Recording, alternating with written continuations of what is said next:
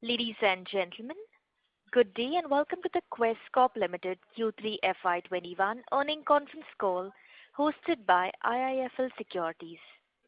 As a reminder, all participant lines will be in the listen-only mode, and there will be an opportunity for you to ask questions after the presentation concludes. Should you need assistance during the conference call, please signal an operator by pressing star then 0 on your touchtone phone. Please note that this conference is being recorded.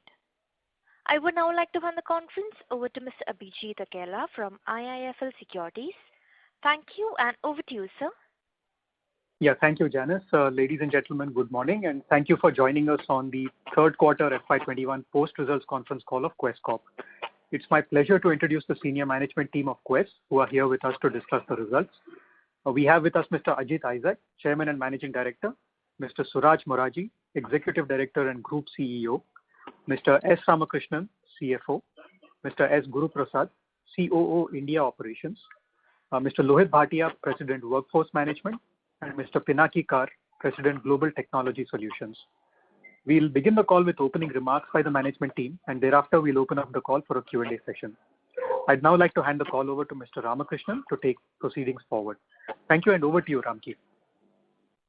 Thank you, Abhijit. Good morning, everyone, and thank you for joining our earnings call today.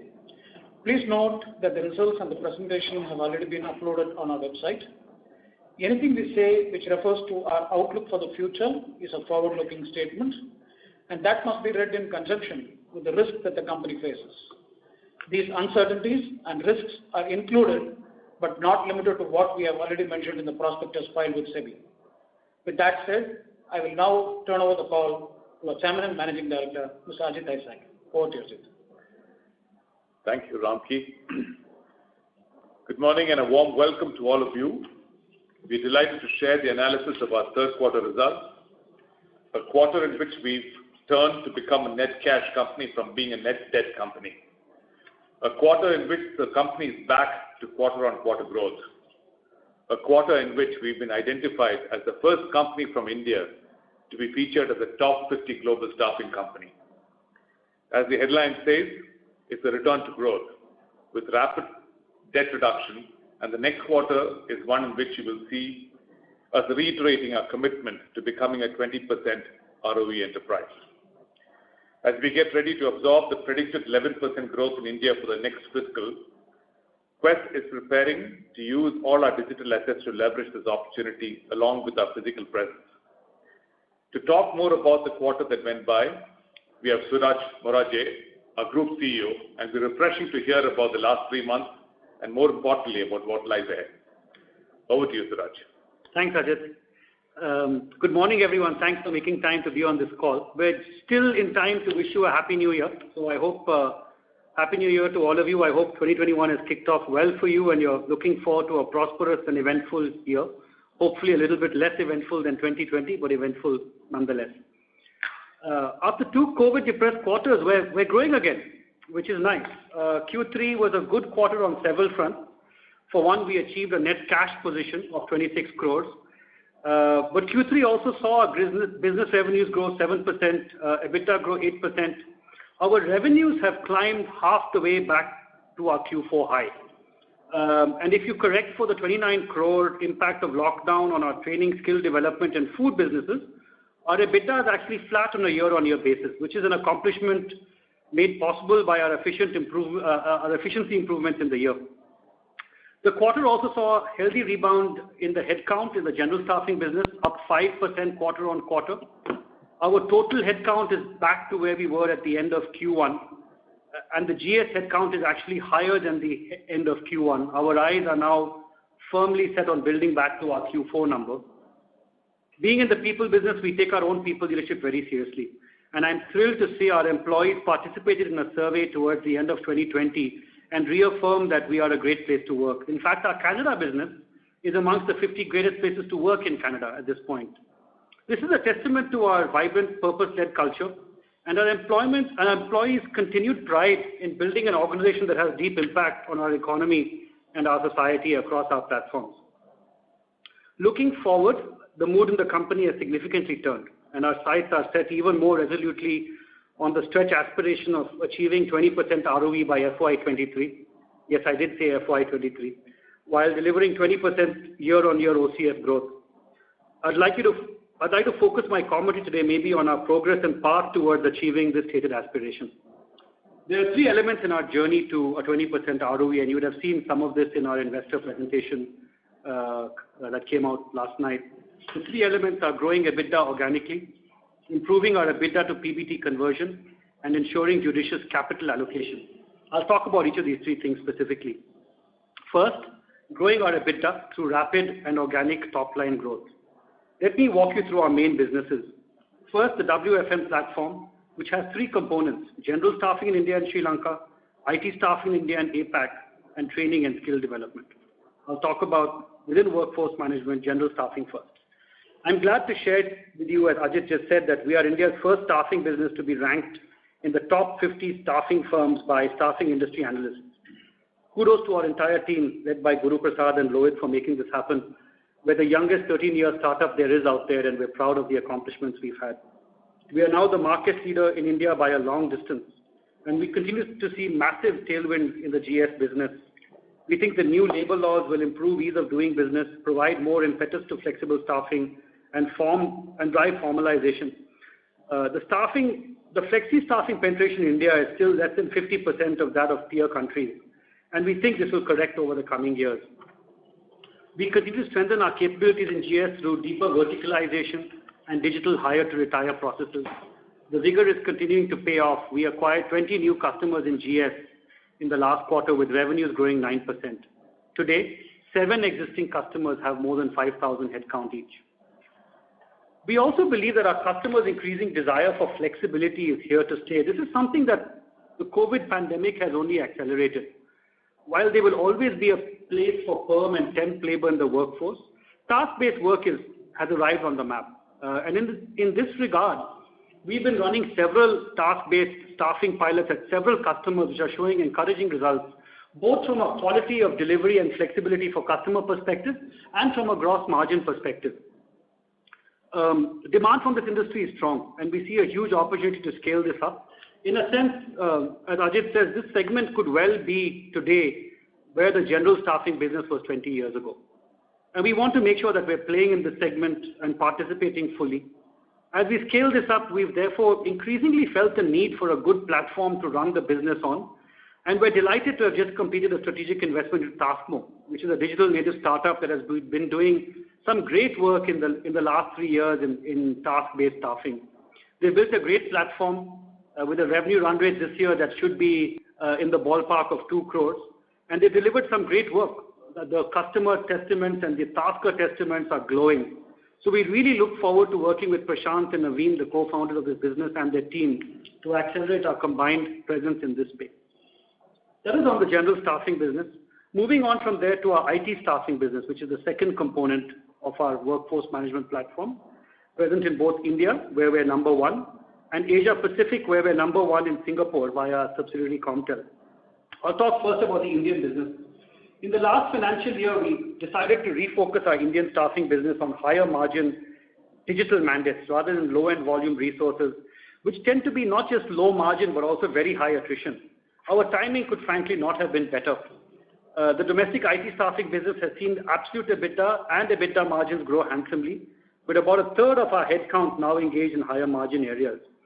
We're confident that with growing demand for technology skills, especially around 5G, AI, ML, and so on and so forth, both from domestic companies and GICs, there'll be continued tailwind in this business. We're very positive about the trajectory of the IT staffing business in India. We've also consolidated our businesses in Singapore and APAC under a single management team, which is allowing much better customer and operational synergies. These businesses remain on our plan to date, and we think that they will continue to grow in the coming years, where we're doubling down on some of our investments there. The third part of our workforce management platform is our training and skill development business, also called Excellus.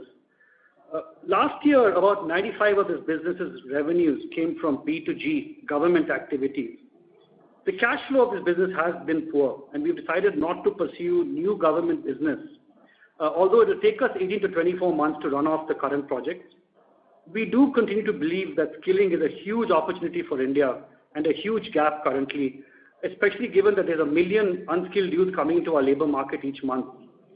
And we think we have significant assets in this space, including digital content, physical training spaces, qualified teachers.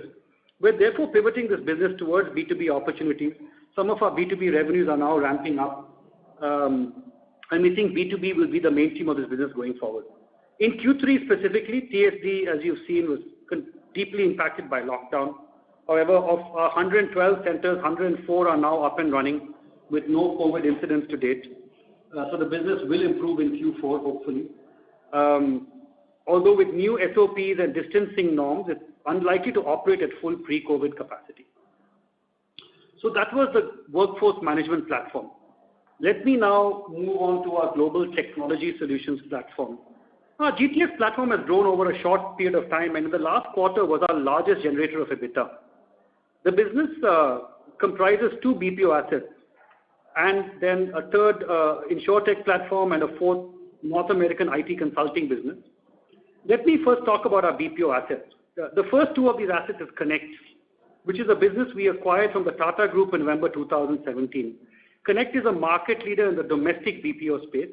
About 70% of its revenues come from CLM, 20% from collections, and 10% from F&A and back office processing. The business has made great progress since the acquisition, delivering a 16% revenue CAGR, expanding EBITDA margins. The NPS has gone up 3.2x, and top 10 client concentration has come down from 75 to 54. More recently, this business has had a very smart recovery, with Q3 EBITDA growing over 13%. We're excited to continue to develop this business, continue to drive up non-voice revenues and digitizing our CLM operations. Incidentally, the Tata Group, which still owns 30% of Connect, for which they have a put option that they have recently exercised, we expect to conclude this transaction honoring the put option within Q4. So that's the first BPO business. The second BPO business in GTS is Allsec, which is a publicly listed company in which we own approximately 74%. Over half of Allsec's EBITDA comes from its HRO business, which processes payroll for large enterprise customers in India and beyond. Allsec is a leader in this space in India. It's a high gross margin BPaaS business where we're paid per payslip processed. The business has experienced an 8% year-on-year growth in Q3, with 21 new customers added in the current financial year, on top of its existing set of about 500 customers.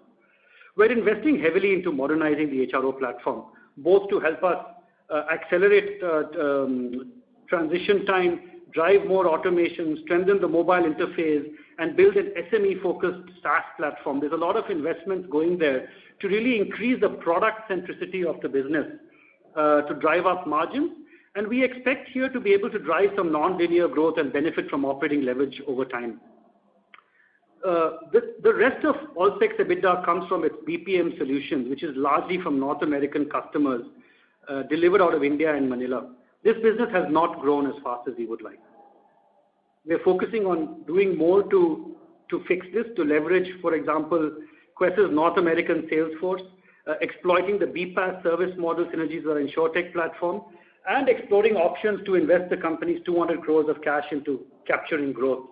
Incidentally, by the way, both of our BPO businesses are more or less back to pre-COVID levels of operation. So remarkably quick bounce back, which I think reflects the strength of the versatile platform that we've built. So that was the 2 BPO businesses. I'll move on to the InsurTech business in North America, which has historically been called MFX, but it goes to market now under the Quess GTS brand. They own a platform for policy management, underwriting, claims processing, and data management for P&C companies, with about 800 million of premium processed in the last quarter and 2.2 billion premiums processed year to date. So there's a lot of action on the platform. The platform is especially geared towards P&C insurance carriers who want to get their businesses off the ground fast. And some of the investments there have been rewarded this quarter with 2 significant new customer wins, which sets us up very well for the last financial year. Incidentally, by the way, this business clocked a 20% QOQ EBITDA growth in the last quarter on by. Our IT consulting business in Canada, which is the 4th business under GTS, has launched an end-user computing business during the pandemic that crossed $1 million Canadian of revenue run rate per quarter at very healthy margins. It grew 53% quarter on quarter in the last quarter with 2 new OEM introductions. This new business line supplements the existing government sector IT consulting business, which comprises about 61% of our business in Canada. Overall, the Canada business itself experienced a 17% quarter-on-quarter EBITDA growth last quarter. As you can probably hear from my voice, we're very excited about our continued growth in GTS with its superior margin profile, its expertise in delivering managed services, which we think as a group we're all learning a bit from, and the opportunities it provides to drive real productivity improvements for our clients. It's really something we think is front and center of what we want to do and invest in going forward. We have, adjacent to our GTS business, 2 emerging businesses that I would like to touch upon, Monster and DigiCare. Monster is India's second largest job portal, presence also in Southeast Asia and Middle East. When we acquired the business 2 years ago, it was in decline after years of neglect. We've since made good progress in the turnaround, improving the business fundamentals and significantly reducing losses. In the last quarter, we've seen our customer retention rates consistently improving over the past quarters on the back of an improved customer experience. Monster as a brand is getting recognized better in the market, which has led to 1,700 new customer acquisitions in Q3, by the way, higher than any time in the past 2 years. Third, our core operating metrics, including job postings, page views, job views, organic traffic, or active user base, has shown significant improvements in the last 2 quarters. There really is no silver bullet in this business, but we're very encouraged by the results to date. We're committed to continuing to invest in its growth, and we're very driven by the upside it provides. And the team, I think, has really done a massive job in the last couple of quarters, and we're keen to see what else is in store. DigiCare is one of India's top 3 consumer electronic installation and after-sales service companies. It's traditionally been an OEM-led B2B business rooted in a physical retail network and depending on our OEM partners to drive business. So they sign us up as a partner, and typically when their customers call them for service issues, they direct their customers to us. We're making several changes to the business's operating model that we expect will unlock non-linear growth. First, we're shifting to in-field service delivery. It's already, I think, in the last quarter, close to about 50% of our activity. And this will significantly enhance the customer experience, but also variabilize our cost base, cutting us free from having to continuously build out physical centers. Second, we're working on better monetizing DigiCare's 2 million customer interactions per year to build a B2B franchise. Third, we are developing new products such as an extended warranty, total warranties, to better monetize our existing network and transaction base. I'm glad to inform you that the resulting business trajectory has been strong. Q2 and Q3 have delivered this business's best ever results. In addition to the above 2 emerging businesses, we are incubating a suite of world-class digital assets that you would have heard us talking about, and we've seen some details in the notes. These are primarily focused on helping us improve our own efficiencies and customer delivery today, but we do envision monetizing these assets with third parties also progressively. The most developed externally is QJobs, which we launched in November last year, currently with about 300 plus third-party customers using this auto-hiring platform with 120,000 jobs and around 300,000 downloads, which is 2x what we had a quarter ago. All this has been accomplished without a single dollar of marketing spent to date, in the true spirit of low-cost innovation. Work is another one of our assets. In today's India, it's today India's largest workforce management tool, with around 220,000 MAU and growing about 10% every quarter in the last few quarters. It's a one-stop comprehensive platform helping employees manage their daily activities through self-service modules, improving their productivity, for example, through workflow management and tooling. This application has been tested for scale and complexity, and we can see in a short period of time us monetizing it externally. A third asset, Market, is a curated one-stop employee benefit platform with hand-picked offers exclusive for Quess employees from hundreds of top brands. These include financial well-being products, accommodation solutions, daily needs and lifestyle products, spanning over 16 plus categories for almost every need of our employees. The property is seeing encouraging traction with about 300,000 visits in Delhi in December alone, although I think we're still trying to figure out how to monetize this better, but watch this space. So that was our GTS and emerging business platforms. Let me now move to our OEM platform, which consists of facilities management, security services, and the industrial segment. So first, let me talk about facilities management. We're a top 3 player in Indian facilities management, offering a wide range of hard and soft food, pest control, and landscaping services. We believe this is a very exciting space with its growing formalization, greater focus on sanitation in the post-COVID world, and the potential to drive greater productivity, especially via performance contracting and technology-driven solutions. We are investing heavily in new sales capacity and upgrading our delivery practices to ensure growth in this business. We're encouraged by the strengthening customer pipeline. We've added about 77 new logos in the 9 months of this year, which maybe we're not seeing because the performance has been flat, but it's also because of the depression in education and IT verticals, where we're hoping to now progressively see our customers come back online, and the food business, which we've spoken about earlier. Our security services business, which is the second part of our OEM platform, goes to market under the Terrier brand. The security services industry is facing strong tailwinds similar to the facility space, and we have very high growth aspirations for Terrier. We're very encouraged that after 3 tough quarters, our aggressive sales mobilization over the past month is starting to bear fruit, with some very noteworthy client mobilizations in the last quarter, including, by the way, 7 of the 21 new facilities management deals in the last quarter being bundled with security services. This is part of the cross-selling theme that you would have heard us speak about, which is continuing to build steam. The third part of the OEM business is the industrial business. We are hopeful that the introduction of Atmanirbhar Bharat and the business's renewed delivery capabilities have set up this business for growth. I'm glad to inform you we've added 6 logos in the current quarter. Although industrials is a relatively small part of our revenues and EBITDA, the business we see the business as an important wedge in driving conversations with senior management at manufacturing customers, which is a segment we do want to grow in across the group. So we do think this is a strategically important business for us. We're starting to see growth in revenues and headcount in Q3. We should see more of this in Q4. So that was a brief overview of our portfolio, which hopefully gives you a sense of where and how we will drive our EBITDA growth over the coming couple of years. We will strengthen the individual business efforts through continued cross-sell initiatives. You'll be interested to note that so far this year, we've cross-sold services to 40 existing clients with a potential annual contract value of about 200 crores. Let me now turn to the second element of our plan to hit the 20% ROE, which is improving our EBITDA to PBT conversion. You will note that our PBT to EBITDA ratio in Q3 FY20 last year was 45%. In Q3 FY21, this has already improved to 53%. You will note that this has resulted in our PBT staying flat year on year at 80 crores, despite a reduction in EBITDA.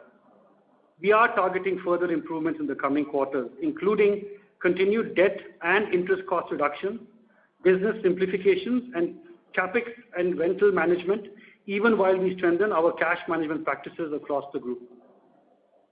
The third element of our journey to a 20% ROE is judicious capital monitoring and allocation. Our focus on cash generation has seen Q3 deliver an OCF to EBITDA conversion of 80% versus 51% a year ago. Our primary use of cash at this point is to pay down debt, which we have done at a war footing on the past 3 quarters, with gross debt going down from 1,147 crores in March 2020 to 521 crores in December 2020. As stated before, our focus is primarily on organic growth at this point.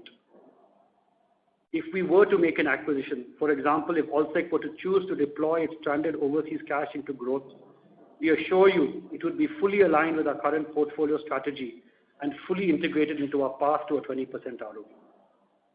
As shared already, we have made significant portfolio adjustments this year, including this continuing government business development in TSD and infrastructure. We will continue to make adjustments as needed going forward, if needed. Although at this point, each of our businesses does have a glide path to 20% ROE, and we do want to give them time. One thing to add on capital allocation. We would like to pay some dividends once COVID is firmly behind us. When we will do this and how much we would pay is a decision that will be taken by our board at the appropriate time. But this is on our radar. I will close my opening comments now. Thank you again for being here today. Your individual and collective support and encouragement over the last few quarters has really been key to us. We're excited to be once again in growth mode. We're firmly focused on our 20% ROE aspiration. Our normalized ROE last year in FY20 was about 11%. Our stretch aspiration is to get a 20% ROE by FY23. With some luck and a lot of hard work, we hope to travel about half this distance there in FY22. We're now happy to take any questions. Thank you again. Thank you very much. Ladies and gentlemen, we will now begin the question answer session. Anyone who wishes to ask a question may press star and 1 on their touchtone telephone. If you wish to remove yourself from the question queue, you may press star and 2. Participants are requested to use handset while asking a question. Ladies and gentlemen, we will wait for a moment while the question queue assembles.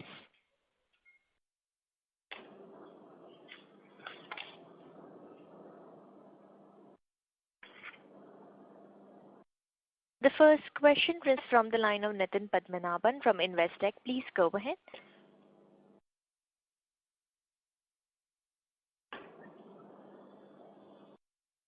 Mr. Nitin Padmanabhan, your line is unmuted. You may please go ahead, sir, with your question.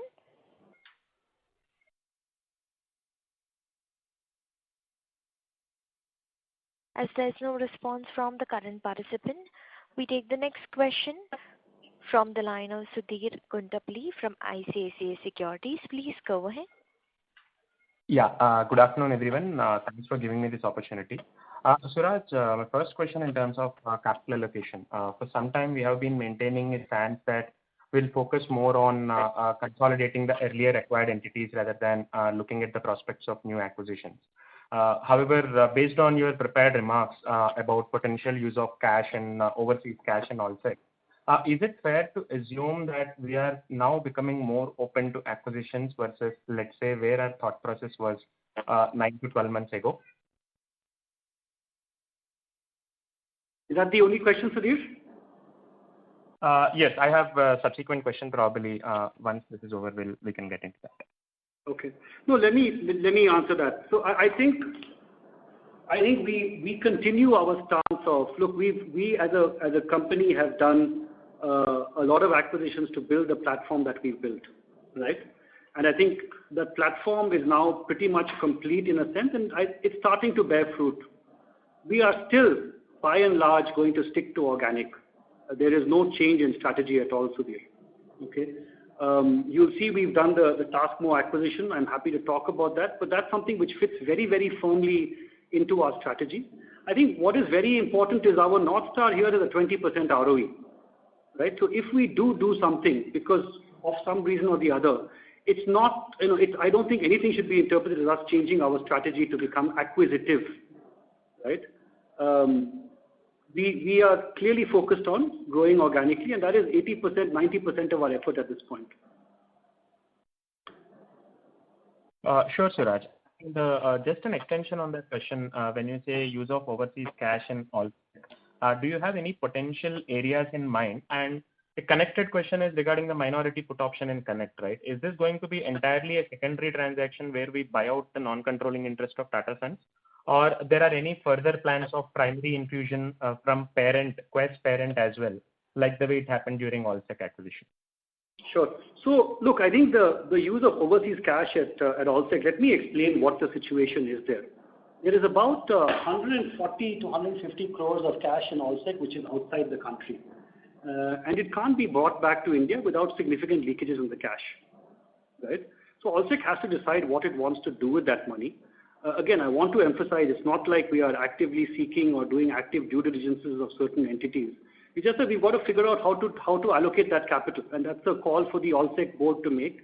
It is a separately listed entity, so I don't want to commit on their behalf. But it's something we've got to figure out, and all options are on the table, right? There could be a buyback, but there's a lot of leakage that comes through a buyback, given that you've got to first bring the cash back, and then so we're working through all options there. On the Connect put option question specifically, there is no plan for a primary infusion. This is purely a secondary to honor an obligation that we have.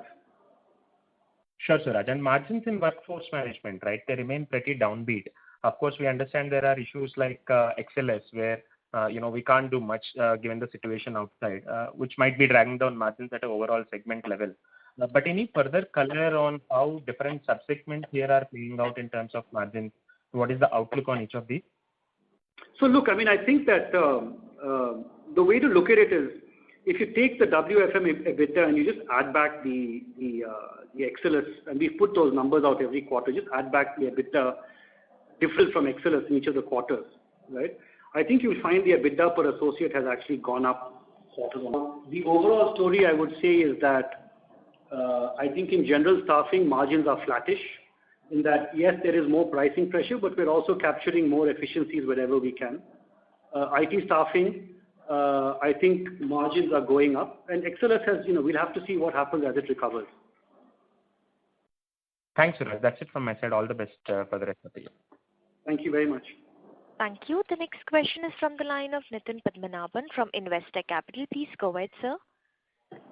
Yeah, hi, good morning. Hope I'm audible now. So yes, you are. Thank you. Okay, great. Thank you so much for the opportunity. My question was on the Connect business. I think when we acquired, a significant proportion of revenues was from the Tata Group, and as you alluded in the opening remarks, it's come down to around 54%.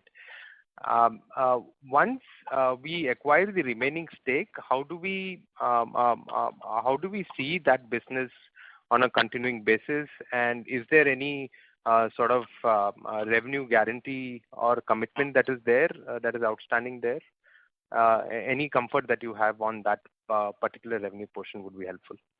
Got it. So first of all, we own 70% today, so it's a put option for 30%. Look, there has been no. I think what you're asking is whether Tata's guarantee revenue from their group after they. Yes, 54% of revenue is from Tata, is what you're alluded to. Yes.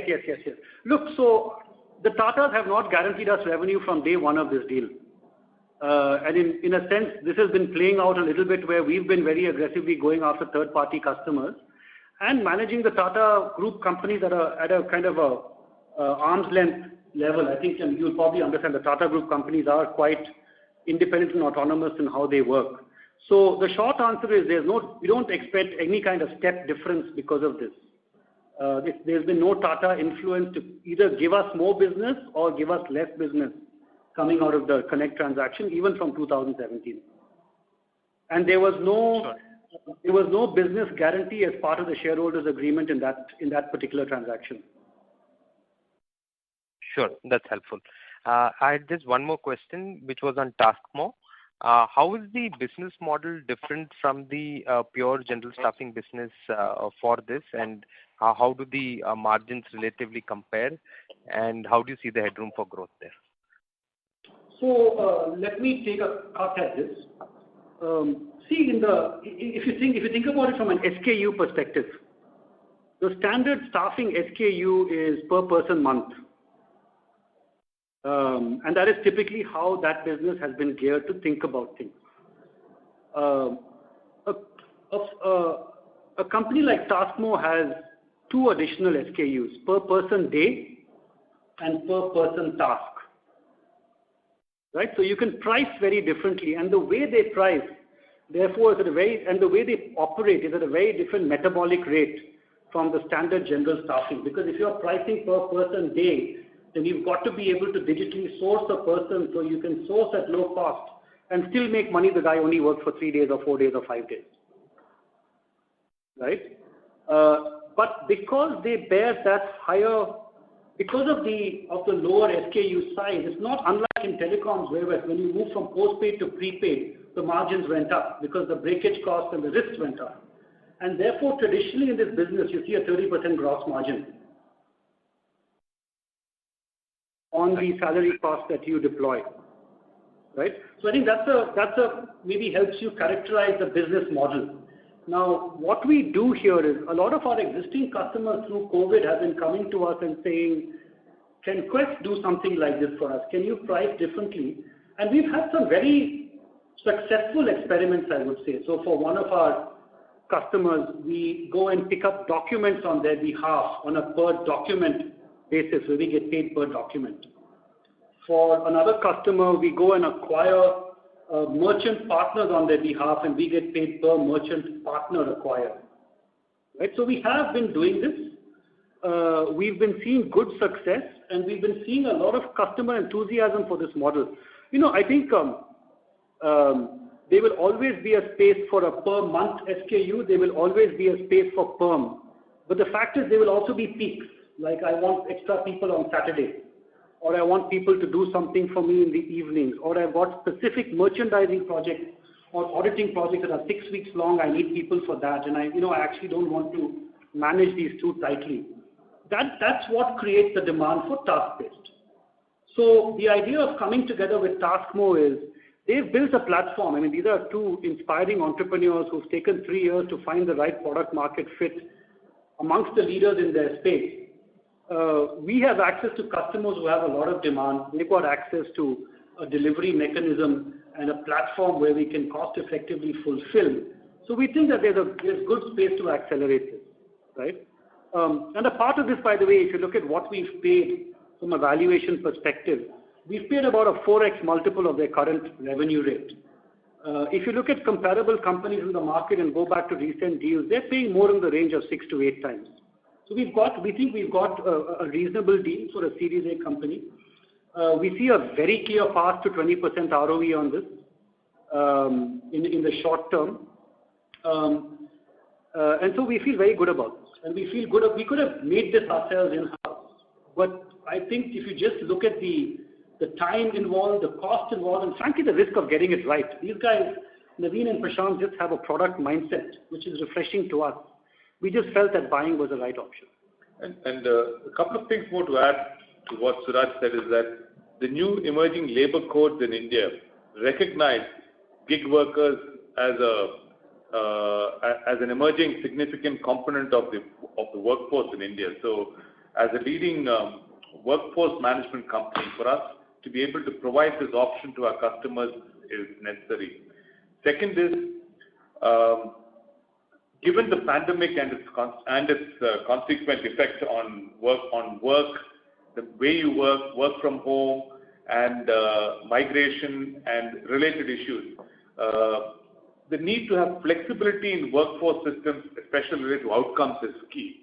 And for us to have a solution in that alongside staffing is necessary. The third is that many of our customers are asking for this alongside staffing, to be in tasking. And our option was really to make or to buy. And if we have to make it, it's a question of time. It's a question of whether we get it right and whether we have the right technology backbone to enable us to succeed. So all of these things contributed to taking a decision to invest here. It's a small investment that we've made, but we think that it will give us a leg very early on in a market that promises to be a significant part of the employment canvas in India. Sure. Thank you so much. This is very helpful. I'll probably fall back in the queue. All the best. Thanks, Nitin. Thank you. The next question is from the line of Niharsha from Newmark Capital. Please go ahead. Hi team, congratulations on a good set of numbers. I had a question on the balance sheet. Just wanted to get a little bit of an understanding. You had a substantial reduction in your other current assets. Now I believe that should largely pertain to some of the income tax withholdings that were there. Just wanted to understand a little bit as to how sustainable this is, and if you all have done any other sort of efforts to sort of bring this down, or as the business starts growing, this will kind of reverse, because the reduction there, from March is about 270 crores, and even on a Q1Q basis is quite substantial at 70 crores, despite the fact that the business has started growing. So thank you for the question. This is Ramki here, and you're absolutely right. The reduction in the other non-current assets is primarily driven by the income tax refund, which is to the tune of about 297 crores, which has come in this last about 9 months. Having said that, I think what we have done with that is that we have wiped out some of the deficits or the old dues on account of income tax refunds, if I'm put it. So what will be left is only the latest ones, which will go through the assessments, and then we'll start getting the refunds. So all the historical refunds which were kind of pending have been kind of brought to the current status. So to answer your question, what is left there is all current. I mean, you wouldn't have any of those old stuff, and whatever build-ups we'll be having, wouldn't be substantial because it's current, and we have a mechanism now in place to make sure that we do very clean follow-up with the department to get the refunds, and hence this current will keep moving on. Okay. So if you can just give me maybe on a basis of days of sales on the income tax asset, how much has that reduced, and do you expect that to sort of go up again or sort of remain at this level going ahead? Let me give you a high-level feel of the numbers. Okay, so we had about 312 crores, and if you go back to the balance sheet of 2019, we had about 312 crores in the balance sheet on income tax asset, and we've got about 297 of it, okay, all put together. And so what is left is only the balance delta, so that's the kind of number we're talking about, and 2020 is very recent, and the returns are just filed, so that should give you an idea in terms of what's the aging. Got it. Okay, fair enough. So then I can expect this to be the number to sort of sustain going ahead, right? That's true. Okay, great. Thank you, and good luck on the quarters ahead. Thanks, Nihar. Thank you. The next question is from the line of Aditya Bagul from Axis Capital. Please go ahead. Hi, good morning, team, and congratulations on a really good improvement on the balance sheet and the cash flow. I hope I'm audible. Yes, you are. Thanks, Aditya. Yeah. So Suraj, I have two questions. One is in terms of near-term outlook, right? We've seen an impact of COVID hitting us in Q1, Q2, and a little bit in Q3 as well. Just want to understand from you what kind of a trajectory do we see in Q4 and Q1 subsequently across our workforce management and IFM sort of a platform. That's question number one. And question number two, you talked about a near-term or a medium-term OCF growth of about 20%. Is it fair to assume that this will be broad-based across categories, across segments, and we expect a 20% sort of an EBITDA growth from each of these segments as well? So those were the two questions. As Yoda said, future difficult to see the future is, but let me try and answer your first question. Look, I think we're positive, right? The outlook in the company is better. Our internal conversations are more bullish. Are we seeing sort of, I think, what some people refer to as sort of animal spirits and gung-ho-ness in the market? No, I think that there was a level of softness in the optimism, let's say November, December, which we see evaporating. The optimism is becoming harder.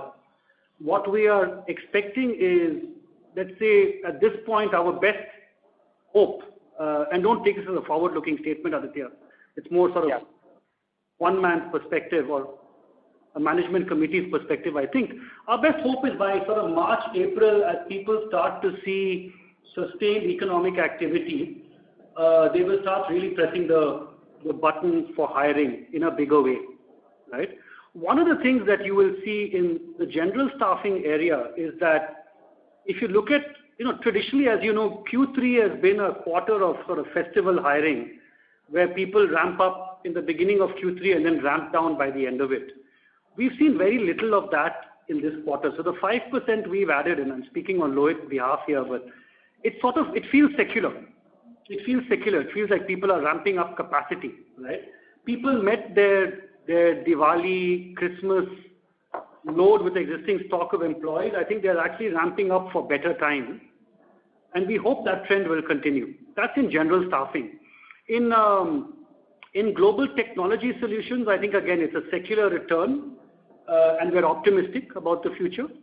Operating asset management, I think it's difficult. It's going to be difficult for us to time. See, we're pushing our sales very hard, pushing transitions very hard to see how we grow, despite the fact that 30% of our business has shrunk quite dramatically, of our erstwhile pre-COVID business. Now, at what pace does this business start to return? It's your best guess and my best guess. And frankly, every time I speak to an IT services CEO, I hear a slightly different answer. I think they're also vacillating as to what is the right thing to do, right? On the one hand, education institutions are starting to come back, and we're seeing a little bit of recovery in the food business and some of the facilities there.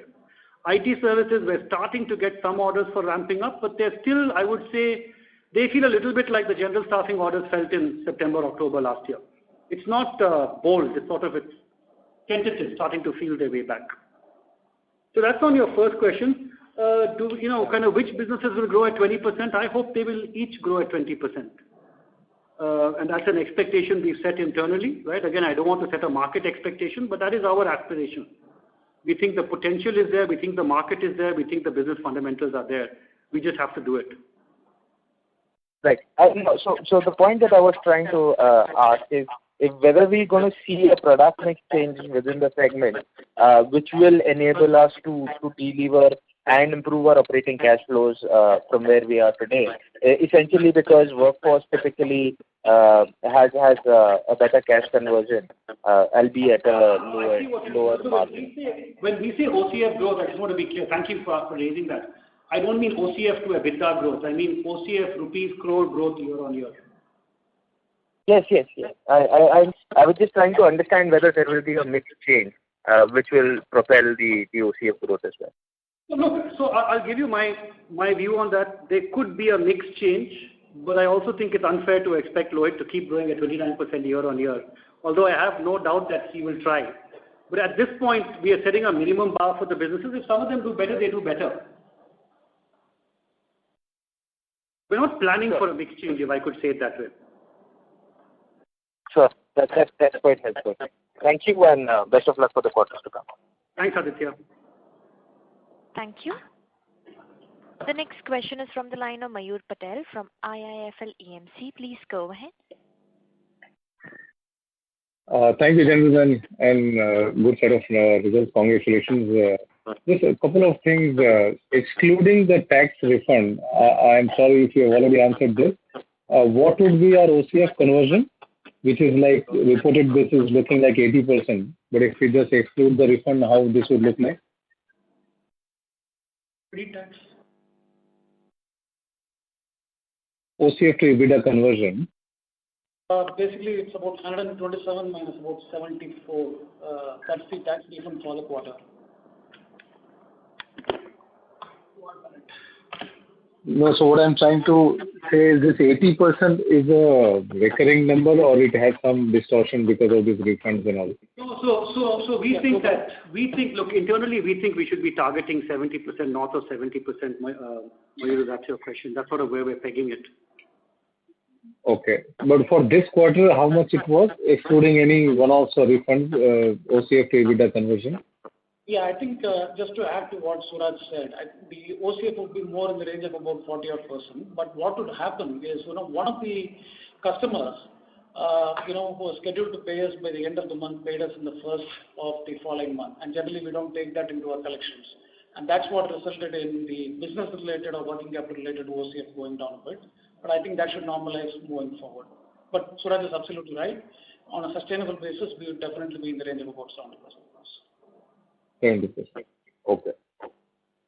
Okay. And so in the opening comments which you mentioned that 140 crores is lying overseas, difficult to bring it back. And so is it fair to assume if at all there would be any acquisition, it would be the ticket size would be restricted to 140, 150 crores? Mayur, that's for the Allsec board to decide, Mayur. Okay. Okay. But it's fair to say we're not looking out to make a big acquisition. That I'll put out there, right? Okay. And just lastly, like you mentioned, the optimism is still yet to pick up in IT services. Just trying to connect this with, we are seeing across the board very bullish commentary by all the IT services players, including the large cap players and even the smaller ones. Really strong commentary. But why it is not percolating to a strong traction for us? So I think you're talking about the facilities business, right? No, IT information technology. I'll ask Guru to answer that one. So, what trend we are seeing is there is definitely a good mandate on our plate. So across there is about 4 to 5% increase in terms of when compared between quarters.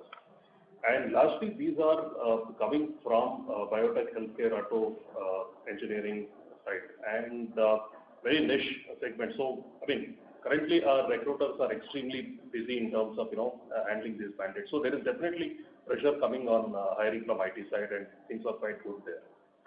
And two more points to note here. One is that usually there's a lag time between sentiment and hiring, and that's about, let's say, 2 to 3 months time. So it takes that much time to get people on board. And the second is there's a reset in terms of the amount of headcount you want to carry today versus what you wanted to do in the past, especially because there's work from home ability, there is a change in the business composition, there's more digital coming in, and as a result of all this, the amount of, there's a workforce composition change that's also increasingly taking place. So all of this will also need to be factored in when we find the impact of a more positive sentiment in the IT business on our own workforce. Sure. I'll come back for more questions. All the way, gentlemen. Sorry, I missed that, Mayur. No, thank you very much. I'll come back for more questions. All the best, gentlemen. Sure. Thank you very much. The next question is from the line of Amar Maurya from Alf Accurate Advisors. Please go ahead. Hi, sir. Thanks a lot for the opportunity. Sir, my first question is on the cost saving. Like Suraj, you alluded, if I see the revenue on a year-over-year basis is down by 142 crores, whereas if I add back 29 crores, our EBITDA is broadly flat on a year-over-year basis, and margin is also 6.1%. So how much of the cost saving we had bought into the system, and out of that, what quantum would be sustainable in the normal revenue run rate scenario? Good question. So look, our SG&A cost pre-COVID was about 69-70 crores a month. We're now this quarter running at anywhere between 52 and 53 crores a month. Okay. So that is the quantum of reduction, and this has been sort of this reduction is sort of where we are now. Where will it go up? I think clearly, next year there will be travel will come back a little bit. Probably bonus costs will go up, and so on and so forth. I would add maybe sort of 3 to 5 crores a month onto this run rate to think about what is the sustainable sort of level going forward. Okay. So basically, you are saying that 10 crore kind of a quarterly cost saving could be seen in the next year as well? Yeah, that's what I think. I think my board would be very unhappy if we don't deliver that. So yes. Unless a little bit of it comes back as we get back to mainstream operations. So maybe we should think between 2 and 3 crores could come back. We don't have visibility to it, but you would be right in assuming that we should be able to save about 10 crores or so.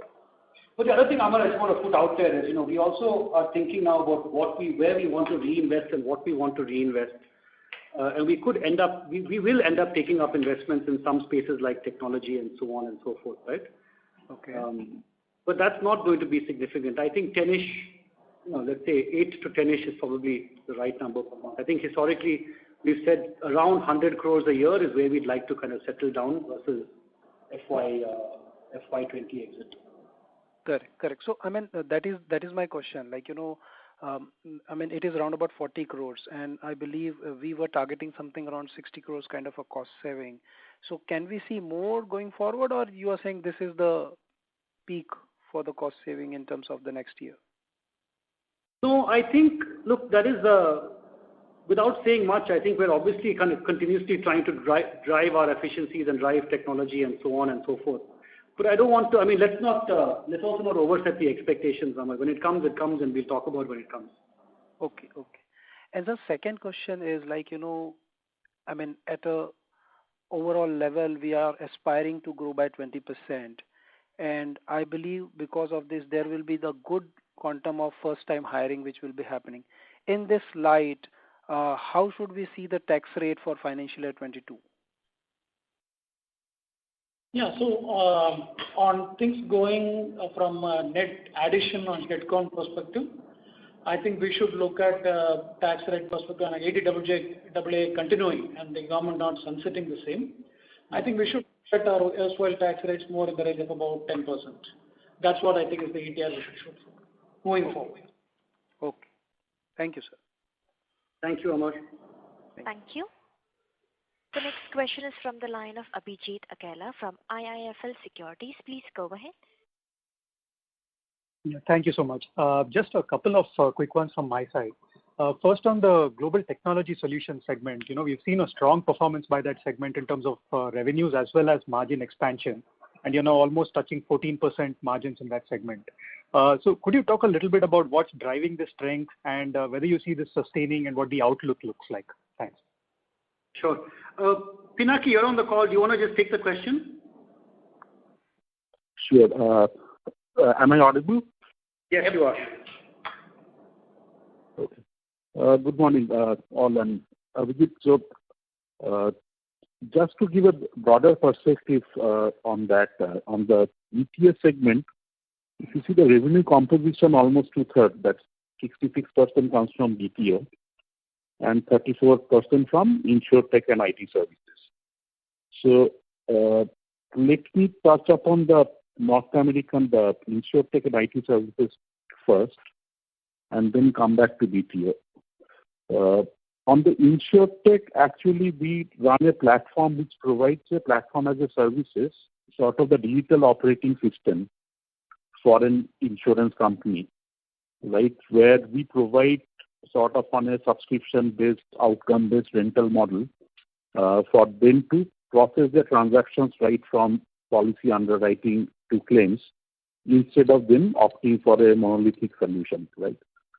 So what has happened is that when the shift of the business of the mix changes more towards the platform, we get that nonlinear expansion in margin. That's what happened in the last quarter, and as Suraj had told in the opening remarks, we actually onboarded a couple of clients for whom the revenue realization has still not started, one in the reinsurance side, another on the specialty insurance side, where we would be sort of providing these services for the next couple of years at least. So that's one driver. On the Canada, the IT consulting business side, which was impacted due to COVID in the first quarter because 60-61% of the business comes from the government sector and it was a hard lockdown, and we do like security cleared sensitive work. So work from home for that sector was not allowed. So what we did in that opportunistically on the private sector, we started a work from home digital workplace services and user computing business, which sort of actually has grown significantly, 53% year-on-year, quarter-on-quarter in this quarter. And where there is a trajectory going forward because corporate IT has expanded beyond the premises to work from home due to the nature of the pandemic there, and which will be a structural shift. So what has happened in North America, that's why this non-linear expansion actually has sort of resulted into this 20% and 17% quarter-on-quarter growth in EBITDA in the two businesses. If I come to the BPO business, starting with Allsec, on the HRO business, again, the platform nature of that and the BPaaS nature of that is leading to the margin expansion. For example, we had around 6% quarter-on-quarter revenue growth, whereas the operating margin expansion itself has been around 490 basis points. And we are going through a complete replatforming to make a cloud native, mobile native payroll platform, which is a sort of a big program that we have embarked on, and which hopefully will capture more benefits out of automation and orchestration, leading to more nonlinear revenue going forward. And between Allsec and NFX, there is at the intersection of insurance and BPO, there is a BPaaS offering we are taking to the market, we could be differentiated offering. So hopefully if we can capture the market there, that also should augur well for the future. Connect, the biggest business in our segment, GPS segment, actually had a very sort of a good back to growth kind of a thing in Q3, mainly on account of capturing the demand from the e-commerce slash retail, the sort of the phygital retail kind of clientele, and also the collection business, which is 20% of the business, which was under the moratorium till the month of August, that coming back. And collection is a big margin driver, higher margin profile than the voice-centric business. So together we had around 12% revenue growth, which translated into some 13.2% EBITDA growth. So across the spectrum, that's why we had EBITDA growth quarter on quarter ranging from 13% to 30%, 13%, 17%, 20%, and 30% respectively. So that's the broad lay of the land as far as GPS is concerned. Hope that helps, Abhijit. Yeah, that's very helpful. Thank you so much, Pinaki. And my second question was just on the other two segments, WFM and OAM.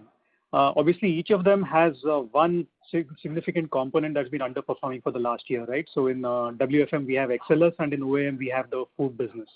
Now, as these start to reopen, any sort of ballpark range in terms of how much margin expansion we could expect in these respective segments because of that? Don't want to give any guidance at this stage, Abhijit, and I'll tell you why. I think on the XLS business, for example, as we restart, we still don't know how many people we can fit into a center because there's new standard operating processes around distancing and so on and so forth. So that's something that will evolve, and obviously profitability is linked to occupancy. And on food, it's simply what is the pace at which it comes back, because even if people do come back at this point, how many are going to eat from a cafeteria versus how many will bring food from home? There's a lot of unknowns in both these businesses. So I would rather not comment. I think what we should just do is sort of, keep pushing to grow them as fast as we can. Okay, got it. Thank you so much and wish you all the best. Thank you, Abhijit. Thank you. Well, ladies and gentlemen, that was the last question for today. I would now like to hand the conference over to Mr. Ajit Isaac for closing comments. Thank you. So as most of you would have seen by now, our focus remains on 3 or 4 issues at Quess. Cash generation leading to higher earnings, balance sheet strengthening by reduction of debt and below EBITDA, and by taking away below EBITDA deduction, sales growth, getting more market share in each of the segments that we're present in, continuing investments in our digital assets to be ready for the future, and to invest in our HR and our organization processes to enable Quess to carve out as much market share of the growth that's going to come in India when people are predicting about 11%. Thank you all for your participation, your interest in our company, and to the many investors at Quess. We look forward to staying in touch and to our next analyst call. Thank you very much. Thank you. On behalf of IIFL Securities, that concludes this conference. Thank you all for joining. You may now disconnect your lines.